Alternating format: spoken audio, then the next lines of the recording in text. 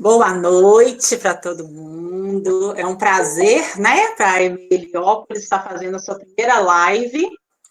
É uma alegria muito grande, né, a participação das pessoas e a gente conseguir, né, se conectar, mesmo que seja pela internet, e com um tema tão interessante e pertinente como esse, né? A Valquíria é a nossa coordenadora geral, para quem é de fora, tá? Ela vai conduzir os trabalhos. Eu sou a Daniela, sou diretora da Heliópolis, juntamente com a Edilene, e dar boas-vindas para vocês, e que a gente aproveite o máximo, né, desse momento, dessa troca de saberes aí. É com você, Val. Boa noite para todo mundo. Muito boa noite, é um prazer enorme representar aqui a Heliópolis, uma responsabilidade diante dessa semana, que é a Semana da Infância, em que o Brasil todo comemora essa semana, muito especial para nós que cuidamos das crianças pequenas, que compreende também as crianças do primeiro ciclo, né, as crianças ainda pequenas até 8 anos. E dentro da nossa proposta de movimentar as famílias para que elas possam, principalmente as novatas, né, para que elas possam entender o que significa essa semana para nós, mesmo com distanciamento, a gente está vendo que todas as escolas, todas as Belo Horizonte, as creches conveniadas estão nesse movimento de, mesmo à distância, estar em contato com essas crianças e essas famílias. E nós, particularmente da Heliópolis, nós já vínhamos fazendo esse movimento de formação com as professoras a cada 15 dias. Então, nós escolhemos esse dia, que é o dia exclusivo de dedicação para comemorar, para celebrar a infância. Nós convidamos, então, a professora, doutora, a Renata Silva Bergo. A Renata é coordenadora do curso de Pedagogia do Instituto de Educação de Angra dos Reis, da Universidade Federal Fluminense, né, no Rio de Janeiro. E a Renata já é uma conhecida nossa, ela já esteve com a gente na EMEI, onde ela participou através do seminário que a nossa EMEI realiza anualmente, isso foi em 2018. E a Renata é uma pesquisadora dos temas relacionados à infância, à educação infantil e à alfabetização. E o porquê desse tema? Entre a escola e a casa. Reflexões sobre a educação infantil a partir de uma perspectiva montessoriana. Conversando com a Renata, e é muito gostoso conversar com ela, porque quase que a gente faz uma live particular, sabe? Que ela é uma delícia de conversar. Nós fomos entendendo que, diante dessa pandemia e desse distanciamento, o encantamento pela infância ele não pode se perder. E a gente tem visto isso muito em outras lives. E a Renata trouxe uma palavra assim, que mexeu muito comigo, e a gente está vendo o movimento da nossa escola, da nossa EMEI, que é a palavra chamada sedução. E ela fala, né, como ela é uma pesquisadora da educadora, da médica, da pedagoga, né, a Maria Montessori, que foi uma italiana, ela é apaixonada, vocês vão ver na fala dela o quanto ela é apaixonada pela Montessori, ela fala dessa sedução e da importância do educador estar em constante pesquisa, está em constante reflexão sobre esse lugar da infância, esse lugar dessa criança pequena, e o papel desse professor e dessa professora para com essa criança, para com essa família e a comunidade. Então, eu não vou aqui, né, dar spoiler, e a Renata, né, falando para vocês, ela vai ter o tempo da exposição, e à medida que vocês também se sentirem à vontade, pode colocar no chat os comentários e perguntas que quiserem, e aí a gente vai abrir no final para um debate, tá bom? Que nós tenhamos uma excelente noite de formação para nós, professoras, pelo visto aqui só temos mulheres, e que saia aqui com muito aprendizado. Seja muito bem-vinda, Renata, a casa está aberta para você. Ai, muito obrigada, Val. Poxa, fiquei até emocionada com a recepção tão calorosa. Muito obrigada, é um prazer encontrar vocês, ainda que virtualmente, né? Uma sala lotada, gente, que beleza! 50 pessoas, numa noite tão fria dessa, para a gente falar sobre educação, falar sobre infância. É uma alegria imensa, né? Já somos vitoriosas aí, né, nessa proposta.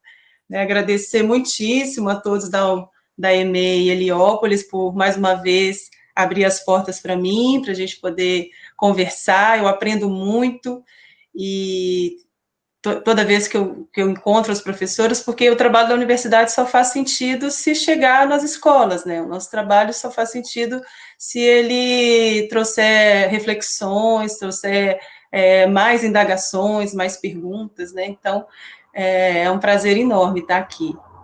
A gente já começa? Vamos lá? Vamos lá. Então tá, eu preparei um PowerPointzinho para a gente não se perder, né, para a gente ir trocando essas ideias. Então eu preparei uma fala assim inicial, mas como a Val disse, vocês podem ir colocando perguntas no chat.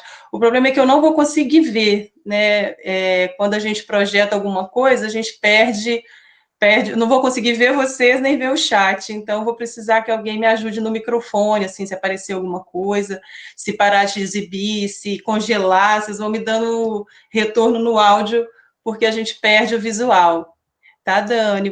Me ajuda. Renata, a Val está fazendo a mediação, tá? E a gente também. Qualquer coisa, então, tá bom? Ah, beleza, obrigada. Vamos ver aqui. Vou abrir aqui.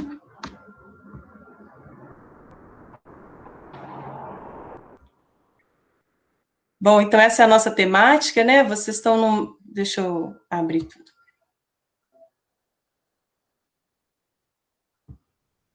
Abriu para vocês? Vocês estão conseguindo ver? Abriu, Renata. Então tá bom.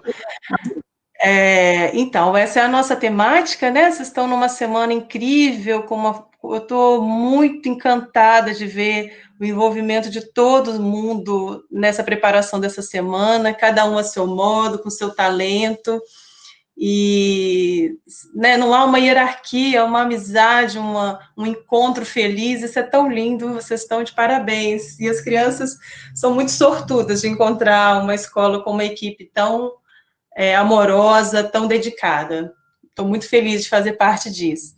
Então, a proposta é da gente conversar, né, como a Val disse, de trazer essa perspectiva montessoriana, que é mais uma possibilidade de pensar a educação, né, não existe um único caminho, então essa é a minha escolha, né, então vocês devem ter as suas preferências, né, de linguagens, de modos de interpretar a infância, o que é ser criança, então eu venho trazer aqui para vocês um pouco dessa contribuição, do que eu tenho descoberto, do que eu tenho aprendido, né, eu sou uma curiosa, uma apaixonada, como diz a Val, por Montessori. Cada vez que eu estudo, eu fico ainda mais impressionada como que uma mulher, há 150 anos, né, do nascimento dela, a gente está comemorando esse ano, vou passar aqui, ela foi tão pioneira em tantas áreas, né? Então, a ideia é a gente refletir um pouco, trazer alguns conceitos montessorianos para nos ajudar a pensar como é que tem sido esse nosso momento atual, né? Como é que a gente pode refletir sobre essa diversidade do que é ser criança, né? Os diferentes modos de viver a fase da infância, com todas as suas cores, sabores, alegrias, tristezas e vivências, né? Mas e não é um desafio, né? Não é fácil, porque não existe a criança. Né? Uma sala de aula com 25 crianças, você tem 25 universos completamente diferentes, com vivências diferentes, mas existem alguns quesitos, vamos dizer assim, alguns aspectos do ser humano que nos une, que nos integra, que nos permite enxergarmos e nos reconhecermos uns nos outros. Então, é um pouco esse conceito montessoriano que eu vou trazer para vocês, tá? Então, isso só para apresentar, né, a minha querida, não sei se todos vocês conhecem, mas, então, esse, né, é um caminho teórico possível. Maria Montessori, então, nasceu em 1870, na Itália. Ela viveu 82 anos trabalhando muito, né? Na semana em que ela faleceu, ela estava terminando de escrever uma palestra que ela daria. Ela viajou o mundo todo divulgando a sua filosofia, que hoje a gente conhece como método Montessori, mas é muito mais, muito além de um método pedagógico, né? É um modo de compreender a vida, de compreender a educação, de compreender a infância. Ela foi muito reconhecida durante a vida, que é uma coisa rara, né? Geralmente as pessoas são reconhecidas muito tempo depois, mas ela teve essa felicidade, mas não foi fácil, né? Ela nasceu num período em que as mulheres eram criadas para serem esposas, mas desde muito cedo ela mostrou uma personalidade forte, e ela fez o que a gente considera hoje ensino médio, né? Ela fez em matemática, que era uma coisa muito rara de se ver, e ao final do ensino médio ela contou para a família que ela queria fazer medicina. E o pai dela não queria de jeito nenhum, apesar de ser um homem bastante esclarecido. Ela vinha de uma família que tinha uma condição até boa, então não era um grande choque que ela estudaria, mas se queriam, né, o pai e a mãe dela queriam muito que ela fosse professora. E não que ela tivesse alguma objeção à educação, mas é porque esse era o único caminho pensado possível para as mulheres. Então ela rechaçou isso completamente, falou, não vou ser professora, porque esse é o destino que a sociedade toda quer para a mulher, eu quero ser médica. E aí, então, ela entra na Universidade de Roma, ela era a única mulher da sua classe, ela foi a terceira mulher a se formar em medicina na Itália. Os colegas dela não aceitavam que ela estivesse na mesma sala que eles, então, para fazer aula de anatomia, ela precisava ficar depois do horário e estudava sozinha. Vocês imaginem, né? Você estudar um cadáver sozinha, numa sala toda escura, fechada, porque os colegas não aceitavam fazer, por exemplo, a dissecação de um corpo na frente de uma mulher. Então, ela já foi pioneira desde saída, né? E eu não vou entrar em muitos detalhes da vida dela, porque senão a gente vai comer o tempo todo nisso, porque a vida dela é incrível. Ela é uma mulher maravilhosa. Pioneira em vários sentidos, né? Mas eu acho, só uma coisa que eu queria chamar a atenção é que, assim, é muito interessante a gente estudar Montessori hoje em dia, ela continua atual, né? Então, esse ano, como eu disse para vocês, agora, dia 31 de agosto, a gente comemora os 150 anos de nascimento de Maria Montessori, e ela continua mais atual do que nunca. Os principais neurocientistas que trabalham com infância, com desenvolvimento da aprendizagem, eles vêm reafirmando conceitos e descobertas que ela fez há mais de 100 anos. E uma coisa importante é que a Maria Montessori ela enfrentou duas grandes guerras mundiais, né? Ela viu o fascismo, o nazismo ascendendo na Alemanha, depois o fascismo na Itália com Mussolini. O Mussolini quis usar a Montessori como uma propaganda do seu governo autoritário. A Montessori não aceitou, ele fechou todas as escolas montessorianas, queimou as obras dela, e ela, então, virou uma exilada, foi morar na Índia. Quando ela estava na Índia, dando palestras, estourou a Segunda Guerra Mundial, e ela, então, ficou refém na Índia, porque ela era italiana, então ela foi considerada inimiga, né, que a Inglaterra a Índia era a colônia da Inglaterra, que era inimiga da Itália, e ela, como uma italiana em terras de colônia inglesa, ela ficou numa situação bastante difícil, e mesmo passando por todas essas situações, ela sempre escreveu sobre a paz, sobre a construção de um mundo novo, sobre a construção de uma sociedade diferente, pautadas em outros valores que não a guerra. E eu acho que essas temáticas são muito atuais para a gente pensar, né? Então, nesse momento em que estamos, do isolamento social, se fala muito disso, né? Da construção de um mundo novo, temos que construir um novo normal, uma nova sociedade, mas como é que a gente faz isso? E a Montessori, então, em todos esses episódios, né, que foi preciso uma reconstrução, ela escreveu muito sobre isso. Então, depois eu posso até indicar algumas leituras, se vocês quiserem aprofundar sobre esse tema. Para a gente conhecer ela um pouquinho mais, a gente vai assistir um trechinho bem pequenininho, são só uns 4 minutinhos, desse documentário muito lindo que foi produzido numa escola francesa, numa escola Montessori francesa, e foi feito por um pai que nunca tinha pensado sobre educação, nunca tinha pensado em infância, e quando a filha dele nasce, ele fica completamente fascinado por aquele serzinho tão pequeno, mas capaz de tanta coisa, fica completamente apaixonado pela pela essa ideia, né, de ser responsável pela formação de um novo ser humano, que ele começa a estudar, e aí sobre infância, sobre educação, e ele encontra Montessori. E aí se apaixona, né? E então ele começa a filmar a filhinha dele, bem pequenininha, até a entrada dela na escola. Esse documentário, então, ele foi filmado durante 2 anos, acompanhando a filha dele numa escola montessoriana, e foi produzido através de uma cooperação, um financiamento cooperativo. Então, se vocês quiserem, foi produzido na França, mas tem ele em português. Se vocês quiserem adquirir, eu posso passar o link para vocês, tá bom? Que é muito inspirador. Então, só para introduzir o nosso assunto, eu vou pedir, a Val que vai projetar para a gente? A Dani vai tentar enquanto eu estou migrando uma pessoa do outro grupo. Ah, tá. Então, você põe para a gente, por favor, Dan?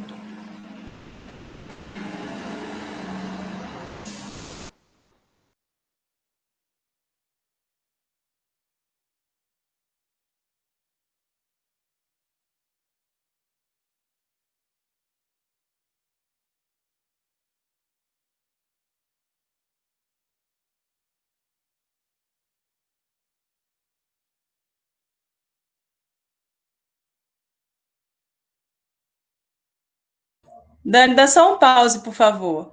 Um pause rapidinho. Pessoal, quando fica assim, fica muito pequenininho. Então, se vocês quiserem ver maior, é só passar o mouse e clicar nesse alfinetinho que tem no meio da tela, que abre um pouco para ver maior. Eu acho que vale a pena. Aí, Dani, pausa quando aparecer o título, tá? 4 minutos e 30, mais ou menos. Tá bom? Pode dar o play.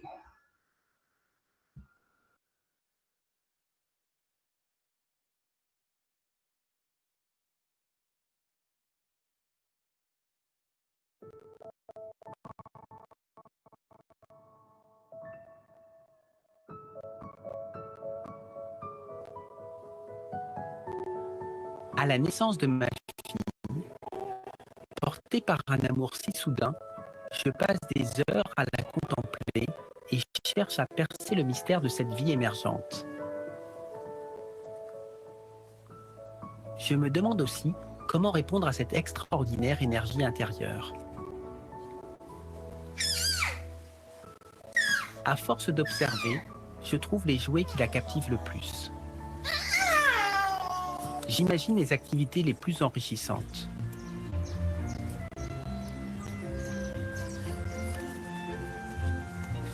Mais à 6 mois déjà, elle ne veut plus m'écouter. Anna? Anna? Elle suit ses propres centres d'intérêt.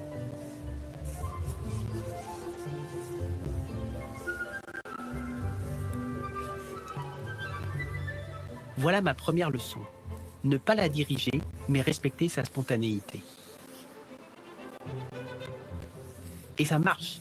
À peine 1 an, sans aucune aide, elle parvient à se mettre debout toute seule. Quelle joie de conquérir son autonomie. Et voilà qu'elle arrive à marcher, ou presque.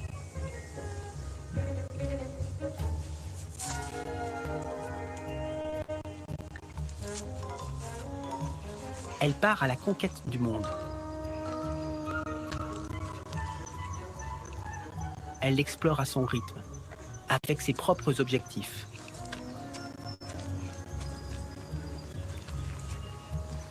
Je découvre qu'elle semble prendre très au sérieux toutes ses activités.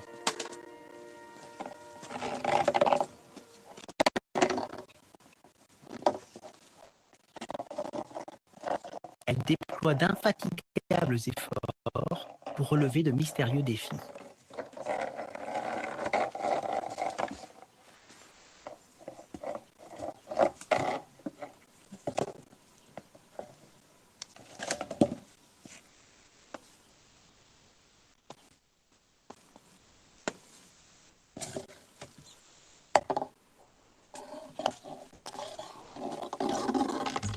plus son projet est difficile et ambitieux, plus elle est motivée.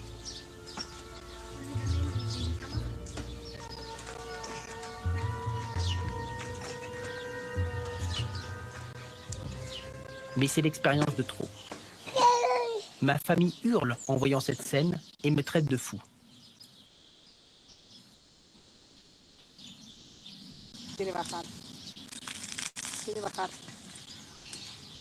Descendre, est-ce sa volonté?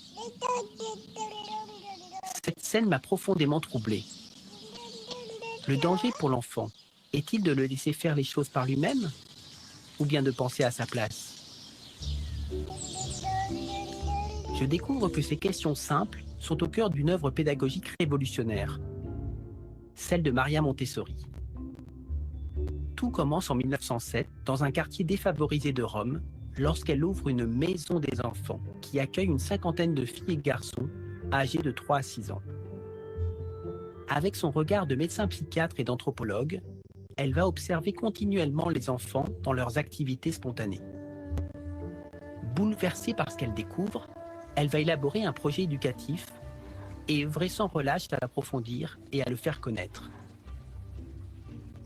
Un siècle après ses premiers travaux, sa vision de l'éducation inspire plus que jamais et des écoles se réclamant de sa philosophie ouvrent chaque jour aux 4 coins du monde.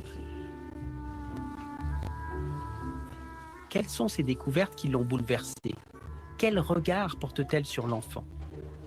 Quel message nous adresse-t-elle à nous, parents, éducateurs?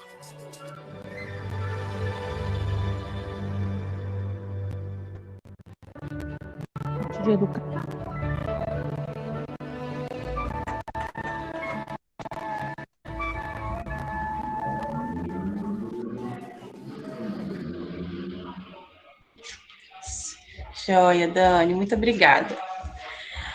Deixa eu ver aqui. Bom, esse trechinho do filme, ele revela muito do pensamento da Montessori, né? Ela, então, ao longo da sua vida como médica, ela se dedicou também a uma área que não era, mesmo aquelas que se formavam, aquelas pouquíssimas que formavam medicina, não procuravam a área que ela procurou, que foi a psiquiatria. E então, quando ela começa a trabalhar numa espécie de orfanato, né, era uma clínica em que as crianças ficavam internadas, ela observou que aquelas crianças que ficavam naquela clínica, com o rótulo de retardadas, que era o nome que se usava, elas não tinham qualquer estímulo, qualquer atividade para fazer. E elas ficavam ali largadas, esperando o tempo passar. E ela, então, começa a pesquisar sobre isso e ver quais outros estudiosos já tinham pensado coisas a respeito das crianças retardadas para levar para aquelas crianças. Então, ela encontra os estudos de Pestalozzi, foi muito importante na formação de Montessori, e os estudos de Itá. E ela começa a levar, então, esses materiais que tinham sido pensados por esses dois grandes estudiosos da mente humana, ela começa a levar para esse hospital psiquiátrico e ela vê a reação daquelas crianças, como é que elas mudam completamente. E aí, eu fico querendo contar muito da história dela, mas não dá, porque senão a gente vai até meia-noite. Mas, enfim, dessa primeira experiência dela, ela monta, então, a primeira escola dela, para ditas crianças normais, que vai ser a Escola de Bambini, fundada em 1907, num bairro periférico de Roma, para os filhos dos trabalhadores, né? Havia um grande empreendimento imobiliário e os pais trabalhavam nessa obra e as crianças não tinham com quem ficar. Ela, então, é convidada a pensar em alguma coisa para aquelas crianças e, então, ela funda essa escola. Então, as questões que a gente vai conversar aqui agora, elas todas nascem nessa primeira experiência montessoriana, nessa escola que ela cria. Deixa eu voltar aqui peraí, deixa eu voltar aqui a exibir. Aí depois a gente vai ter tempo para conversar, né, pessoal, para tirar dúvida. Então, deixa eu ir aqui. Então, joia. Então, só para a gente ir se familiarizando cada vez mais com o pensamento montessoriano, coloquei aí uma frase, né, uma citação, e aí, gente, no PowerPoint tem alguns textinhos, para vocês não enjoarem da minha voz, se alguém de vez em quando quiser ler no meu lugar, acho que vai ser legal, que a gente vai criando uma dinâmica, tá? Essa citação é do livro Mente Absorvente, um dos principais livros de Montessori, foi lançado em 1945 e é extremamente atual. Ela diz: a criança pequenina é dotada de poderes desconhecidos, que podem levar a um futuro luminoso. Se desejamos chegar a uma reconstrução, e aí ela está falando, né, desse período terrível que ela viveu tanto na Primeira Guerra, como a ascensão do fascismo, e ali eclodindo a Segunda Guerra Mundial, e o tempo todo pensando nisso, precisaremos reconstruir a sociedade, né? Então ela diz: se desejamos chegar a uma reconstrução, é o desenvolvimento do potencial humano que deve ser o objetivo da educação. Então, não ensinar conteúdos ou levar algo pronto, mas sim trabalhar no desenvolvimento do potencial humano. A grandeza do humano começa no nascimento. Então, essa foi uma das grandes descobertas que Maria Montessori fez. No período em que ela viveu, havia uma grande efervescência, né, do campo da educação, então é a época dos pioneiros, né, da escola nova, de toda aquela discussão em torno das pedagogias práticas, né, e havia também muito estudo no campo da psicologia. Então, ela bebeu nessas fontes todas, então ela se forma em medicina, com especialização em psiquiatria, e aí é muito interessante que ela, a princípio, ela não quis a educação, né, como destino, e depois ela fala: não existe nada mais importante do que a educação. É a tarefa mais importante da humanidade, né? E ela, então, começa a dar aula em cursos de pedagogia, se torna uma grande educadora, estuda psicologia, antropologia, ela é uma estudiosa que nunca parou, né? Até os 82 anos, ela continua escrevendo muito, produzindo muito, né? Um dos livros mais famosos de Montessori, que é esse, o Mente Absorvente, ela escreveu ela lançou em 45, e 5 anos antes da morte dela, ela ainda estava reescrevendo. Então, a edição que a gente conhece hoje é a última edição em que ela estava ainda fazendo modificações e pensando sobre. Então, isso é genial, né? Então, uma descoberta fantástica que ela fez logo no início, ao observar as crianças na escola dei Bambini, é que essa visão, nesse primeiro gráfico aí, né, de que o ser humano, ele evolui de uma maneira sempre ascendente, sempre crescente, isso não é totalmente verdade. O que a psicologia na época falava e o que os estudiosos pensavam? Que quando a gente nasce, a gente é um serzinho pequeno, que pensa pouco, que não tem muita nem relevância, não precisa nem dar tanta atenção, e que o ápice da humanidade se dá na idade adulta, né? Então, ao chegar na idade adulta, a gente chega no que há de mais belo e mais bonito e mais incrível e mais inteligente, mais forte que a humanidade pode ser, porque é um acúmulo sempre ascendente disso, né? Então, é óbvio, por essa lógica, né, que um adolescente, um pré-adolescente de 12 anos é mais inteligente do que um de 6, é mais esperto que o de 6. Né? Então, você pode oferecer muito mais conteúdo para uma criança de 12 do que para uma de 6, porque ela já tem todo um acúmulo e ela vai sempre crescer, né? Numa evolução crescente assim. E a Montessori, ao observar as crianças ao longo de toda a sua vida, mas ela sacou isso muito rapidamente, logo nos primeiros anos da sua escola, é que o desenvolvimento ele não se dá de maneira linear, né? Ele, sim, acontece em grandes ciclos de 6 anos, então isso era algo que já era observado, né?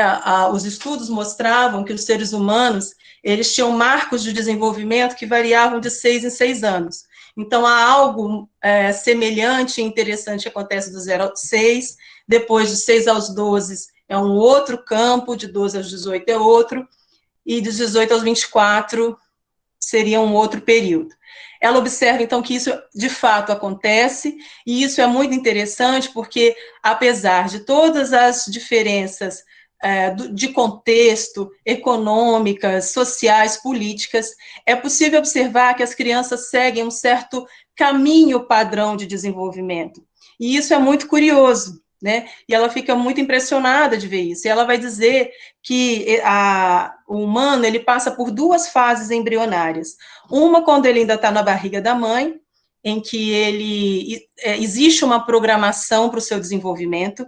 Então, esse bebê que está na barriga da mãe, ninguém precisa para falar com ele, olha, desenvolve agora o sistema nervoso, olha, agora você tem que desenvolver as mãozinhas, né? Existe uma programação da espécie humana que faz com que aquele óvulo fecundado evolua ao longo de 9 meses e se torne um ser humano completo, pronto para nascer. E depois que ele nasce, ele não é uma famosa, né, tábula em branco, tábula rasa, folha em branco, nada. Ele nasce e tem uma nova programação para ele. A própria espécie nos possibilita um caminhar evolutivo que vai acontecer se a gente não atrapalhar. E isso é muito interessante que a Montessori vai dizer, né? O ser humano, ele tem um guia interno que vai estabelecer, por exemplo, que pode ser no Brasil, na Groenlândia, ou algum país da Ásia, as crianças, por volta de um ano e meio, vai aprender a andar. Não importa onde ela esteja, isso vai acontecer. O desenvolvimento da linguagem também vai acontecer por volta dos 2 anos. A partir dos 4, 5 anos se começa a troca dos dentes, aos 6, 7 essa troca já terminou, né? Então esses grandes marcos do desenvolvimento, eles são uniformes, e além desses grandes marcos, existem outras características que elas são muito importantes do desenvolvimento humano e que a escola e as famílias precisam conhecer para não atrapalhar a vida. Então, ela diz que a escola ela deve ser uma ajuda à vida. Só que a gente, muitas vezes, atropela as crianças. A gente acha que sabe tudo sobre elas. Tudo que uma criança de 0 a 3 precisa, eu sei o que é. Eu já estudei, sou professora na rede há 15 anos, 10 anos, né? E a gente esquece de observar a criança em si. Do que ela gosta, o que a motiva, o que já tem de pesquisa e descoberta sobre isso, né? E muitas vezes a gente vê as escolas indo na contramão do desenvolvimento que estava programado para essa criança. A gente vai detalhar isso um pouco mais ao longo do que eu for falando, tá? Então, diferente do que a gente imagina, o desenvolvimento humano, ele não é sempre ascendente, ele passa por picos e vales. Então, nesses ciclos de 6 anos, a gente vai ter sempre 3 anos de muita atividade, de uma energia muito grande, de uma vontade de fazer muito grande, que depois vai ser sucedida por mais 3 anos de acomodação, de equilibração, de organização das ideias. E aí depois começa uma nova fase de atividade, de atenção, de interesse, né? E isso não significa melhor ou pior, né? A criança de 3 anos não é melhor do que a de 6, né? Porque ela está mais ativa. São todas fases importantíssimas que não podem ser puladas, que não podem ser negligenciadas, porque senão a outra fase não se dá de maneira plena. A gente precisa observar todas as necessidades motoras, cognitivas, sociais das crianças em cada fase, para que ela possa viver de maneira plena o hoje e construir o seu amanhã. Se alguma dessas suas necessidades é negligenciada, isso vai ter consequências para o resto da sua vida. Hoje, nós já temos várias pesquisas que mostram, né, a importância da primeira infância, que tudo que se faz de 0 a 6 anos vai ser responsável pela construção do adulto, não é isso? Maria Montessori já falava disso há 100 anos, né, dessa importância de prestar atenção nos 6 anos de vida, nos 6 primeiros anos de vida. Nós vamos detalhando isso aos pouquinhos, tá? Então, uma outra citação de Montessori, para a gente ir se apropriando do pensamento dela, né? Ela diz: quando se começa a entender os processos de desenvolvimento da mente humana, vemos que é um professor interno que trabalha alegre e jovialmente, seguindo um programa preciso para construir a grande maravilha do universo, o ser humano.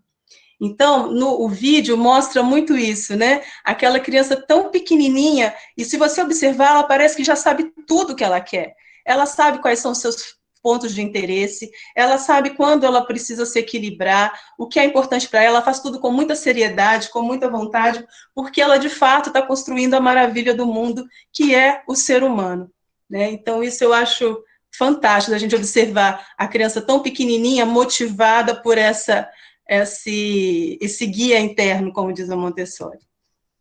Bom, e aí, a partir do momento que ela começa a observar as diferentes fases da vida, ela vê que as fases são muito diferentes uma das outras e têm objetivos muito claros que a gente precisa conhecer.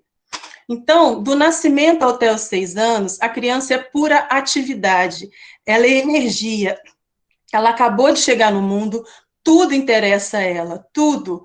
As estrelas do céu, a formiguinha no chão, as relações humanas, o modo como você se porta, as frutas, os animais, as cores, as músicas, tudo interessa a ela, né? Ela está em pura energia de conhecer esse mundo que ela está conhecendo agora. E aí, só que ela não tem como acessar isso tudo sozinha. Então, ela precisa da mediação do adulto. Só que essa mediação tem que ser no sentido da construção da autonomia, porque tudo que ela quer é fazer. E isso é uma das coisas que tem preocupado a todos os educadores nessa fase agora da pandemia, onde alguns pesquisadores já têm observado que as crianças têm regredido muito na sua autonomia, né? Então, tem muito pai falando, nossa, minha filha estava quase desfraldando, voltou a usar fralda. Nossa, minha filha estava desenvolvendo tão bem a linguagem na escola, agora ela praticamente só aponta as coisas, né? Então, porque a dinâmica em casa, ela é muito cerceadora da autonomia dessa criança, e tudo que ela quer é fazer por si mesma, né? Então, essa frase é muito curiosa, né, que a Montessori falava, que a criança fala, ajude-me a fazer por mim mesma, né? O que é esse ajudar a criança a fazer por si mesma? É criar as condições para que ela se desenvolva sozinha. Então, por exemplo, criar um ambiente no banheiro onde ela possa se limpar sozinha, ela possa dar descarga, ela possa se ensaboar sozinha, criar ambientes onde ela possa se servir na cozinha de água, pegar uma fruta, que ela possa acessar o guarda-roupa, pegar a sua roupa, se vestir, né? Então, a ajuda que a gente tem que dar é só criar um ambiente em que ela possa experimentar como fazer. Então, essa criança precisa tocar. Ela só aprende se ela experimentar, porque ela ainda não tem uma organização mental capaz de entender regras abstratas. Isso é muito distante para ela. Ela precisa vivenciar as situações para, então, compreender. Então, tudo que a gente vai ensinar nessa fase precisa ser calcado na realidade, na concretude, na experimentação. Porque se ela não experimenta, ela não aprende, né? Esse cérebro, ele ainda está no início do seu desenvolvimento. E a gente precisa criar as situações para que ele construa as estruturas superiores de pensamento. Porque nós nascemos com o que é chamado de cérebro primitivo. Esse cérebro primitivo, ele permite que a gente sobreviva, né? Então, ele garante que a gente respire, que o nosso coração bata, que tenha circulação de sangue, que a gente pisque os olhos, que a gente sugue. Então, esse cérebro primitivo, todo ser vivo, todo animal nasce com ele, né? Mas o ser humano é capaz de desenvolver uma rede de conexões cerebrais que vão fazer com que ele compreenda o mundo de uma outra forma, com as suas estruturas superiores. Só que isso é lento, é gradual e passa por picos e vales. Então, se a gente quer garantir aprendizado do nascimento aos 6 anos, eu preciso deixar essa criança livre para escolher, livre para experimentar, livre para questionar. Aí eu consigo chegar a essa criança. Os outros níveis, eu acho que não vão ser de interesse de vocês, mas eu vou falar pelo menos do próximo, porque quando a gente sabe o que vai ser importante para o próximo nível, isso nos lembra da nossa responsabilidade aqui, né? Então, no outro ciclo de 6 anos, de 6 a 12, essa criança que já experimentou bastante, já tocou, já amassou, já rasgou, já dançou, já nadou, já fez várias experimentações usando todos os seus sentidos e todo o seu corpo, ela vai ter um período de calmaria. Ela vai dar uma relaxada e ela, então, vai usufruir de todo esse benefício que ela teve de experimentação nos primeiros 6 anos de vida, para, então, organizar as ideias, nomear e soltar a imaginação. Como ela já está muito cheia de realidade, né, ela experimentou e conheceu a realidade, agora ela pode fantasiar, ela pode criar, ela pode fazer conjecturas, filosofar, né? É uma outra etapa. Claro que o movimento vai continuar sendo importante, claro que a experimentação vai ser muito interessante, mas essa criança vai gostar de longas histórias, ela vai gostar de entender as coisas a fundo, né? Então, se eu trabalhei com por exemplo, a chuva, a observação da chuva com as crianças de 0 a 6, com as turmas a partir dos 7 aninhos, elas vão querer entender qual é a lógica, qual é a lei da natureza que faz com que a água evapore, vire chuva, vire nuvem. Ela vai querer entender isso a fundo.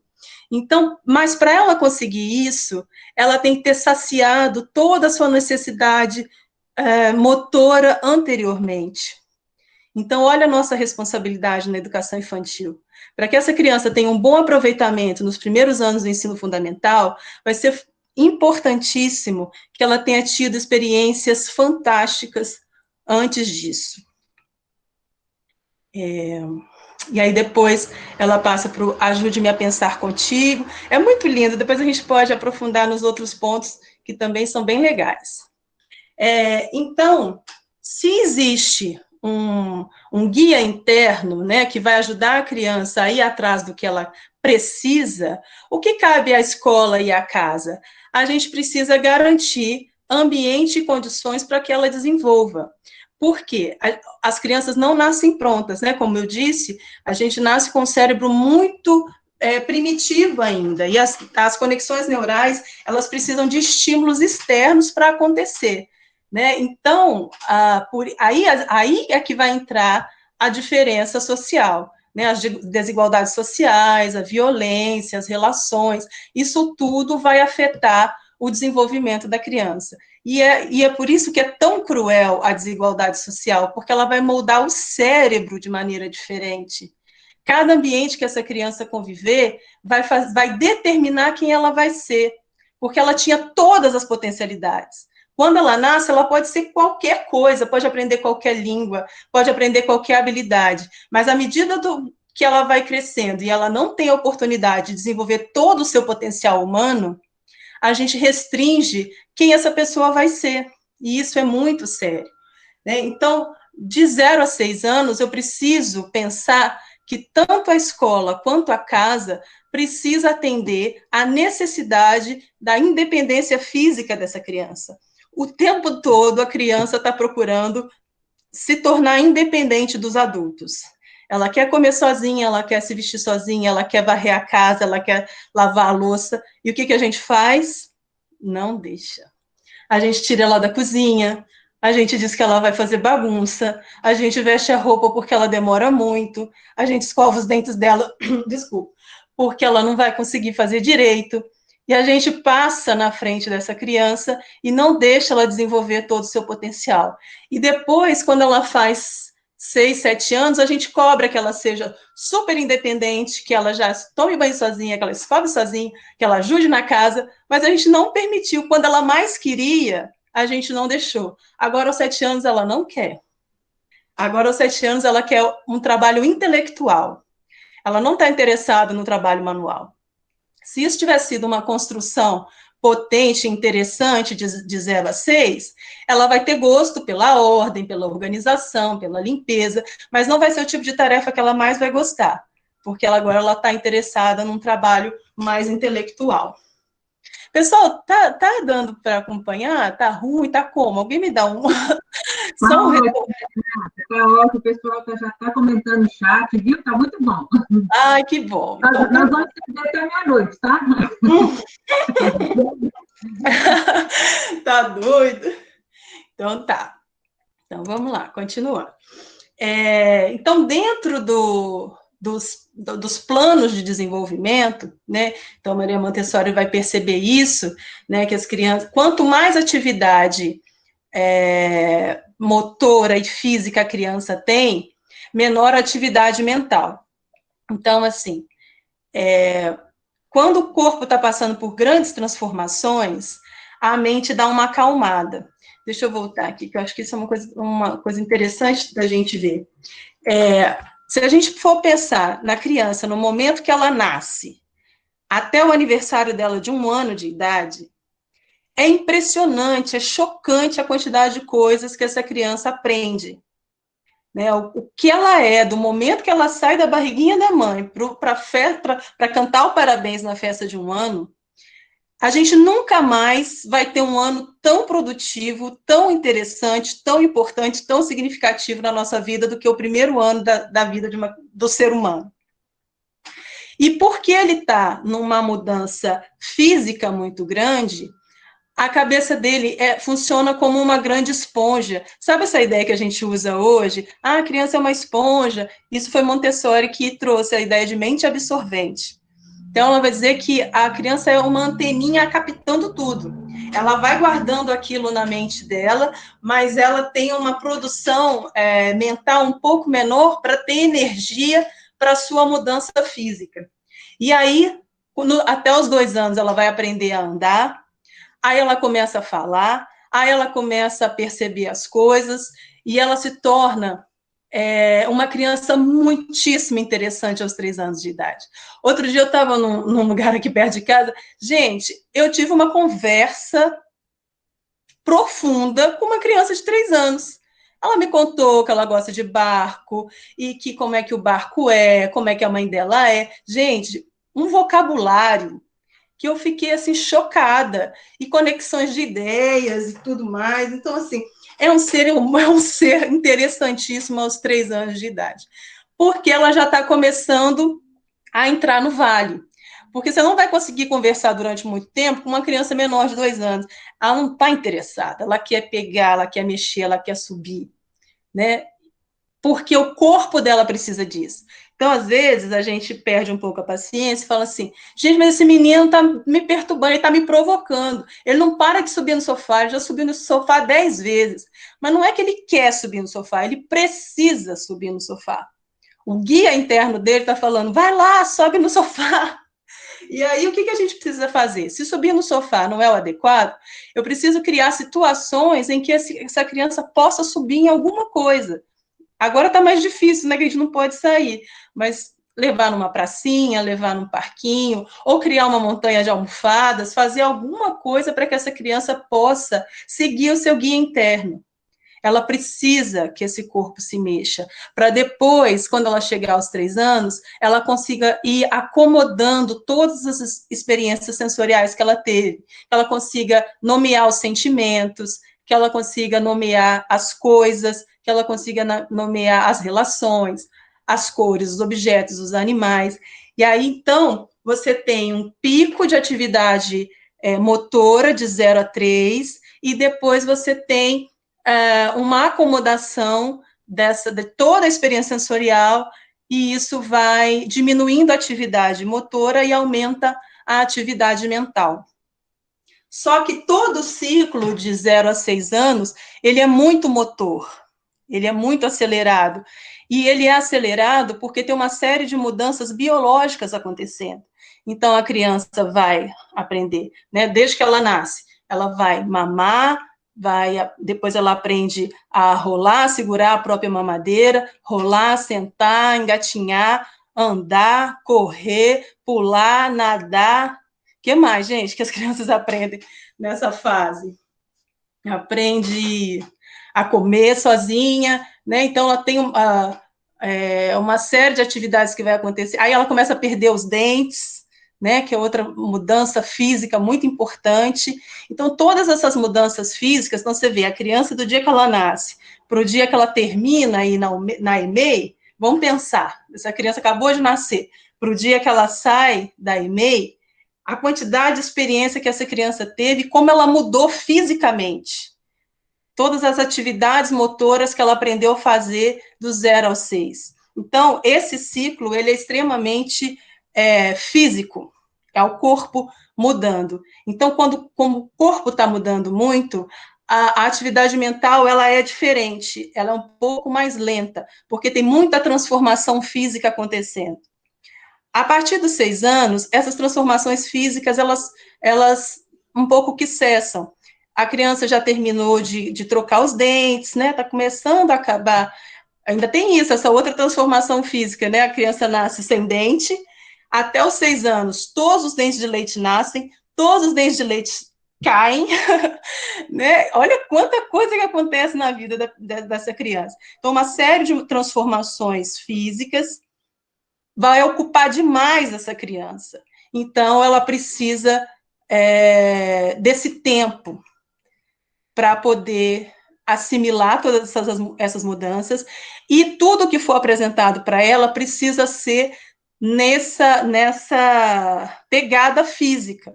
Por isso que a experimentação é tão importante, porque ela está vivendo transformações no corpo. Então, para ela vai ser muito importante participar das transformações no mundo também. Então, transformar uma laranja em suco, transformar uma pocinha de lama na piscina da boneca, né? Então, tudo que ela puder participar de transformação é muito importante. Quando ela faz 6 para 7 anos, essas mudanças físicas, elas praticamente não vão acontecer mais. Já trocou os dentes, agora ela vai no máximo crescer. O osso vai crescer, os músculos vão crescer, aí a atividade mental, pega fogo. Como o corpo está mais calmo, essa cabecinha vai a mil. Ela quer histórias, ela quer ver filme, ela quer conversar sobre os seus sentimentos, sobre as amizades, aí a melhor amiga, aí brigou, aí, né? Então a cabeça funciona muito bem. Né? Mas se essa criança, de novo, desculpa estar repetindo, é porque isso é importante, mas se essa criança não teve toda a vivência corporal de experimentação antes, ela vai chegar aos 7 anos com um sentimento de dívida, sabe? Que ficou faltando. E aí isso vai aparecer como indisciplina, vai aparecer como dificuldade de aprendizagem, porque faltou coisa anteriormente. Aí essa calmaria do corpo vai de novo sofrer uma transformação com a chegada da puberdade. Aí começa corpo de novo. Aí a cabeça dá uma parada. Aí a criança de 12 a 15 anos é bem complicadinha na escola, porque ela já acha a escola chata, ela já não quer mais fazer para casa, ela está cansada. Aí é a hora de botar no futebol, no judô, botar para capinar um lote, é a hora do corpo de novo. É só para a gente ir percebendo como que a natureza é incrível, né? Como é que é bonito a gente ver os processos e como que a escola deve acompanhar isso. E muitas vezes a gente vai na contramão das coisas. Por exemplo, de 0 a 6 anos, as crianças elas são muito individualistas. Por quê? Porque elas estão construindo a si mesmas. Elas não sabem nem que elas são, ou vão ter que preocupar com o outro. Não é um egoísmo, uma má vontade, é que ela nem sabe que o outro existe, ela está construindo essa relação com o outro. E, às vezes, na educação infantil, a gente cria muitas situações em que vai precisar de colaboração, de coisas muito coletivas. A gente pode fazer, pode e deve, porque isso é um aprendizado. Só que a gente não deve se frustrar se isso não funcionar, às vezes, porque eles precisam muito de um tempo pessoal, particular, porque eles estão se construindo. Quem eu sou, do que eu gosto, quais são as minhas habilidades, o que me chama atenção, o que eu gostaria de fazer. Então, é muito importante que eles tenham tempo individual. Então, se as carteiras, né, geralmente, o mobiliário da educação infantil, ele é muito coletivo. E isso, às vezes, pode ser um complicador. Então, é interessante, assim, variar um pouco, sabe? Faz coisas coletivas, mas também permite que ele tenha um tapetinho individual, que ele possa fazer sua atividade no seu ritmo, do seu jeito. né? Então, as crianças, principalmente de 0 a 3, se você é professora de 0 a 3, e você tem 20 alunos, você tem 20 universos autocentrados, completamente imersos em si mesmo. E isso é muito necessário. Ele precisa ficar em silêncio, com seus próprios pensamentos, com o seu próprio ritmo, porque senão ele não constrói bem a sua personalidade. E aí depois isso vai refletir lá na frente. Ele vai ser um Zé vai com os outros, uma Maria vai com as outras, porque ele não teve tempo de se construir. Né? E isso vai ser muito complicado na adolescência. Então, a gente precisa muito observar as individualidades de 0 a 6 anos. A partir dos 6, 7, 8 aninhos, eles amam sentar em grupo, a minha melhor amiga, a minha turminha, o fulano, e eu as meninas, e ele os meninos. E aí, o que a gente faz? Carteira individual. Cada um na sua carteira, cada um com o seu material, não conversa com o outro, cadê seu dever, o que você fez, o que você deixou de fazer. E isso vai completamente na contramão do desejo do ser humano. O ser humaninho de 7 anos, ele quer a melhor amiga, ele quer o melhor amigo, ele quer fazer dupla, ele quer sentar junto. Né? Então, assim, isso é muito importante da gente observar como são as crianças, né? E os seus desejos. Enfim, eu estou falando demais. Deixa eu ver aqui. E aí, outra grande descoberta que Maria Montessori vai fazer é o seguinte, que dentro desses ciclos existem períodos sensíveis específicos, ou seja, existem etapas da vida, né, eu vou ler para a gente não se perder, existem em cada etapa da vida, de acordo com as necessidades de cada uma delas, então, necessidade da etapa, a criança passa por momentos de sensibilidades especiais para determinadas aprendizagens. Então, isso é muito interessante. Então, a criança pode morar em qualquer lugar que ela nunca vai falar antes de andar. Existe uma programação e existem os períodos sensíveis para cada coisa acontecer. Né? Você nunca vai ver uma criança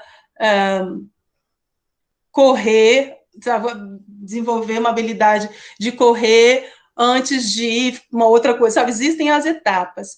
E aí, esses períodos sensíveis, eles são muito importantes da gente observar para a gente poder oferecer atividades, ambientes que favoreçam esse período sensível que ela está.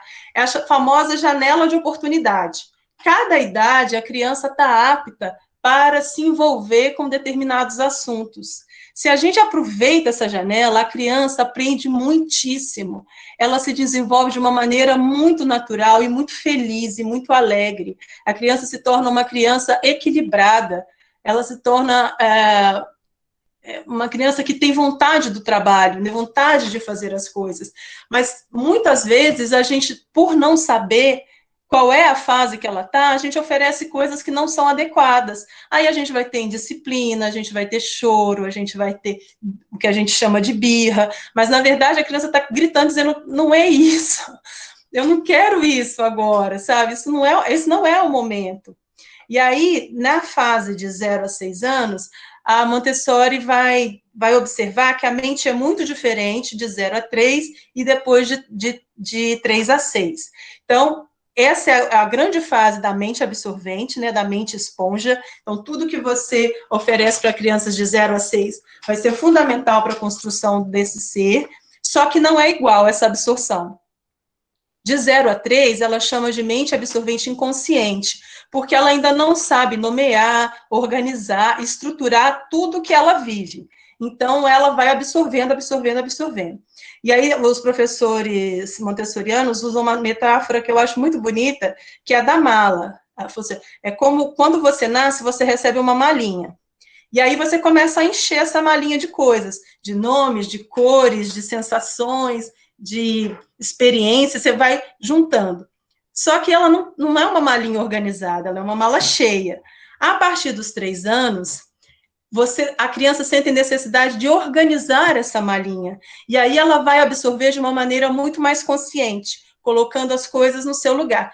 Isso que você falou é o nome de um animal, isso é um sentimento, isso é uma cor. E aí ela vai absorvendo as coisas que ela vê com mais critério e organização. E aí ela vai, de fato, construindo novas conexões cerebrais que vai permitir com que ela aprenda cada vez mais de uma maneira mais complexa.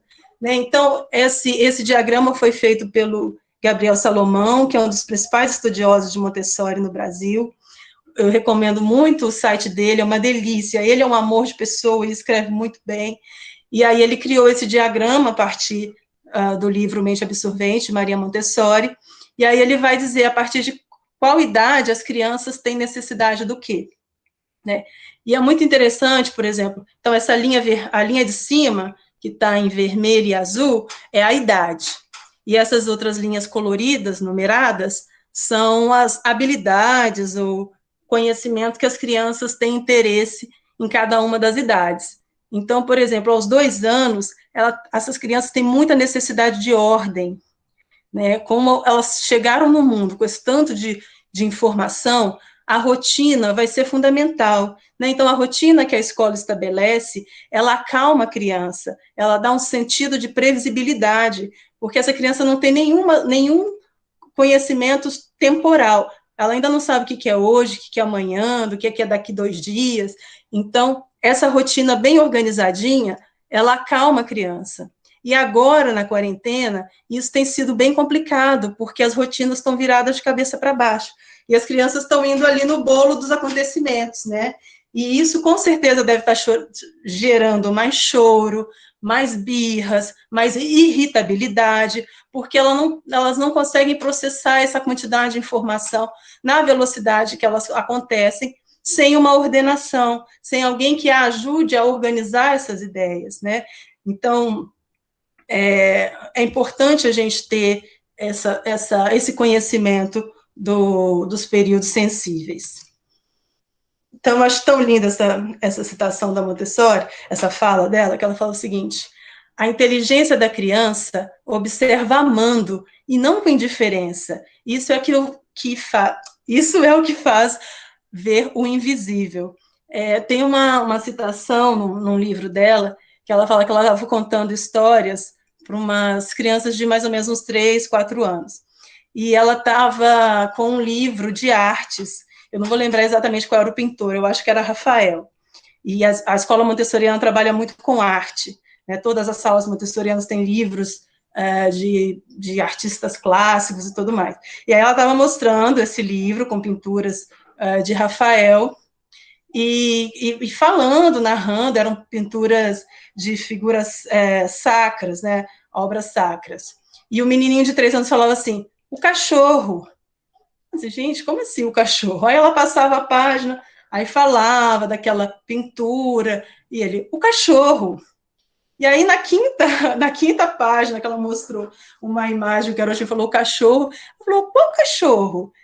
E tinha, de fato, no fundo das imagens, um cachorro, que ela nunca tinha observado, que nenhuma outra criança tinha visto, porque o que chama a atenção é o que está na frente, é o grande. Só que as crianças de 3 anos, olha lá, aqui, elas têm interesse pelos detalhes, olha lá, o 3, ó. Desde muito pequenininha, elas reparam no pequeno. Vocês viram no vídeo a criança indo atrás da formiga? Então, tinha um quintal gigante para ela explorar, uma abóbora, né? Não sei exatamente o que é aquilo, uma coisa grande para ela olhar, e ela olha o pequeno.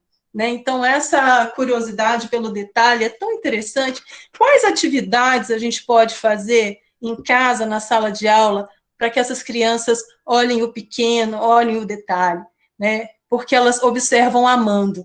E como elas observam o mundo amando, elas veem o que para a gente, às vezes, é invisível. Ai, eu estou fazendo besteira aqui, toda hora eu estou fechando. Oi, tá tudo bem? Tá dentro... Está finalizando aquele tempo que você programou. Então tá. Você me avisa, porque eu preparei uma coisa assim, e vou falando à medida que for interesse, mas acho que quando der o tempo, a gente para e se qualquer coisa a gente volta. Tá bom. Tá? Então, uma coisa importantíssima é a gente entender como é que o cérebro aprende, como é que o cérebro funciona. Então, do momento que a gente nasce até a gente morrer, a gente aprende basicamente a partir dessas 3 estruturas: a partir de um estímulo, a partir da repetição e quando a gente armazena, né? Quando a gente cria memória daquilo. Então, quando a gente nasce, nasce pronto para aprender. Então, eu vou precisar que o ambiente crie as condições para que eu aprenda coisas novas, né? Então, como é que eu aprendo a falar? Porque eu escuto outras pessoas conversando, porque essas pessoas me indagam, elas se dirigem a mim, e isso, então, serve de estímulo. E aí, como eu sou estimulada, né? Eu começo a ver, ouvir, experimentar, e isso se repete todo dia, toda hora, alguém fala comigo, e isso vai se tornando uma estrutura cerebral potente, forte, e isso fica armazenado na minha memória. Então, é muito importante que a criança esteja em ambientes em que ela receba esses estímulos. Só que é muito importante a gente entender também que estímulo não é excesso. O que a gente tem tido hoje é um excesso de estímulo. A vida por si só já é estímulo para a criança. Estar numa casa já tem todos os estímulos que ela precisa, né? E às vezes a gente força isso. E um dos grandes problemas da correria do nosso dia a dia é que a gente vai sobrecarregando as crianças com cor, com música, com informação, e isso, cada dia uma novidade, isso não permite a repetição, né? E aí você vai ter um monte de criança com um aprendizado muito raso. As conexões neurológicas, elas não estão tendo tempo de se fortalecer. A criança precisa de repetir. Já viu uma criança assim, por volta de 1 ano e pouco, que ela joga um objeto, você devolve. Ela joga de novo, você devolve. Ela pode fazer isso 20 vezes. Por quê? Para isso virar uma memória forte, ela precisa dessa repetição. E isso para o resto da vida, para aprender a ler e escrever, para aprender matemática, para aprender um conceito novo de ciências, né? Ela precisa ter esse tempo, repetir o experimento, ver de novo, de outro ângulo, de outro jeito, né? Ou repetir da mesma forma. Quando elas são muito pequenininhas, você pode repetir da mesma forma. Já viu que elas adoram ouvir as mesmas histórias? Adoram assistir os mesmos filmes? Menina, você já viu esse filme 5 vezes? Não tem problema, é assim que ele constrói o aprendizado, porque vai fortalecendo a memória. E os neurocientistas atuais descobriram uma coisa incrível, gente, olha só, 90% de tudo que a gente aprende na vida inteira acontece nos primeiros 6 anos de vida. Não é incrível isso? Nos primeiros 6 anos de vida a gente aprende a andar, a falar, a escrever, a ler, e todas as estruturas estruturas cerebrais que a gente vai precisar para o resto de tudo que a gente aprender, já foram construídas. Isso eu acho, assim, fascinante. E olha a nossa responsabilidade na educação infantil. Quais são os estímulos, quais são as repetições e memórias que eu tenho possibilitado para as crianças, para que elas tenham esse armazenamento de conexões neurais que vão permitir que ela aprenda para o resto da vida. Então, quando a gente aprende a dirigir, aprende a cozinhar, aprende um novo idioma, as estruturas que permitem isso foram formadas na primeira infância.